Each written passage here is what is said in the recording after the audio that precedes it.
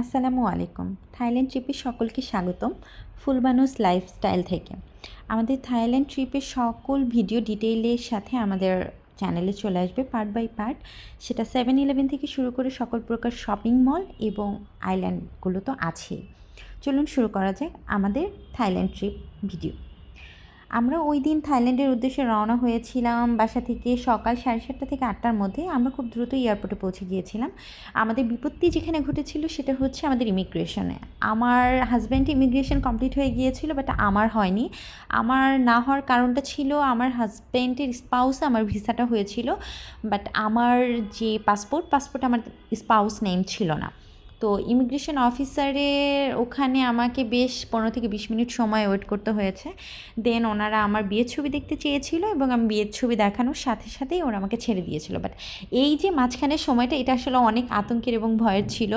অনেক রকমের নেগেটিভ চিন্তাভাবনা কাজ করে যে আদৌ যেতে পারবো কি পারবো না। আসলে এমন অনেক হয় যে লাস্ট মোমেন্টেও শেষ পর্যন্ত ফ্লাই করা হয় না, অনেকেরই হয় না। বাট আমাকে ওখানকার যে ইমিগ্রেশন অফিসাররা ছিল ওরা অনেকেই আমাকে আশ্বস্ত করেছিল যে হ্যাঁ, কোনো সমস্যা নেই, আপনার ফ্লাইটের আগেই আপনাকে ছেড়ে দেওয়া হবে।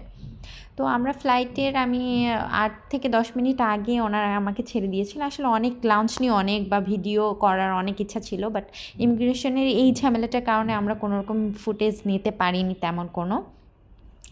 তো যথারীতি আমরা প্লেনে গিয়ে বসার পরেই আমাদের কিছুক্ষণের মধ্যেই প্লেনটা ছেড়ে দেয়। সামান্য একটু ডিলে হয়েছিল, সেটা হচ্ছে অন্যান্য যাত্রীদের জন্য, বাট তেমন কোনো সমস্যা হয়নি।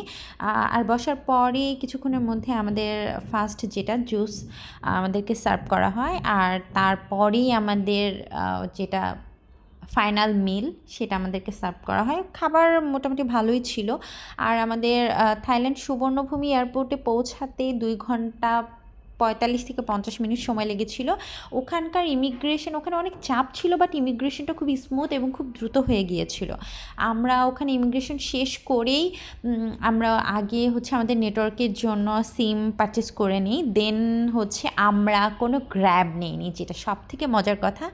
আমরা হচ্ছে এয়ারপোর্ট রেল লিঙ্ক মেট্রো সার্ভিসে করে আমরা গিয়েছিলাম। আসলে এই সার্ভিসটা দেয় এয়ারপোর্ট থেকে পায়াথা স্টেশন পর্যন্ত। আমরা আসলে প্রথম দিন এসে থেকেছিলাম হচ্ছে প্রাতুনাম এরিয়াতে, যেটা হচ্ছে বিটিএস লাইনের একদম সাথেই। আমাদের হোটেলটা খুবই কাছে ছিল প্রাতুনাম এরিয়াতে।